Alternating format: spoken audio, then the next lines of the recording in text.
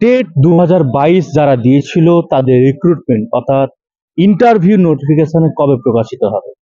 তাদের interview notification বলেছিল পর্ষদ সভাপতি যে ইস্টে উঠার 24 ঘন্টা বা 48 ঘন্টার মধ্যে তাদের নতুন রিক্রুটমেন্ট নোটিফিকেশন তাদের দিয়ে দেওয়া হবে।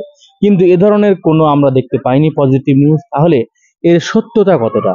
আসলে এই মুহূর্তে আমি বলছি টেট 2023-এর অ্যান্সার কি পাবলিশ নিয়ে বলবো আমি, টেট 2017-র রিক্রুটমেন্ট এবং টেট 2022-এর ইন্টারভিউ নিয়ে। প্রথমে টেট 2017 বলি, তাদের রিক্রুটমেন্ট প্রসেস ফেব্রুয়ারি মাসের 15 তারিখে কমপ্লিট হয়ে যাবে এবং 20-22 ডিএলএ যে সেশন রয়েছে তাদের পরবর্তী যে হেয়ারিং রয়েছে মার্চ মাসের 22 তারিখ, এবং সুপ্রিম কোর্ট 6 সপ্তাহ সময় দিয়েছে।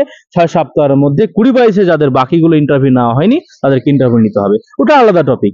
এবার আসি টেট 2022-এর interview notice. TET 2022 interview notice, এই নিয়োগ প্রক্রিয়া কমপ্লিট হবে অর্থাৎ ফেব্রুয়ারি মাসের একেবারে আমরা বলতে পারি 20 তারিখের আশেপাশে একেবারে, এবং ফেব্রুয়ারি মাসের মধ্যে আমরা বলতে পারি যে এনিহাও কিন্তু ইন্টারভিউ নোটিশ আসতে চলেছে। ঠিক আছে, এবার যদি আমরা শূন্যপদের কথা বলি, শূন্যপদ আমরা 50,000 আশা করছি। ঠিক আছে, এবং 50,000 না আসলে আমরা বলতে পারি মিনিমাম 20,000 ভ্যাকান্সি বা মিনিমাম 20,000 শূন্যপদ কিন্তু আসছে, এতে কোনো সন্দেহ নেই। ঠিক আছে, এবারে আমরা যদি বলি টেট 2023-এর মেরিট ওই অ্যান্সার কি কবে পাবলিশ হবে, টেট 2023 অ্যান্সার কি কবে পাবলিশ হবে, এটা নিয়ে অ্যাকচুয়ালি এখন পর্ষদ ব্যস্ত আছে টেট 2017 এ নিয়ে। 17 কমপ্লিট হওয়ার পর টেটের ফোকাস চলে যাবে টেট 2022-এর রিক্রুটমেন্ট নোটিশের, ইন্টারভিউ নোটিশের।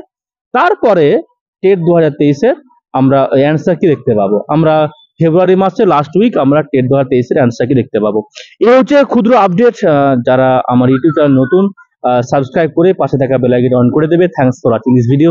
Keep watching, keep learning, take care and bye. Jai Hind.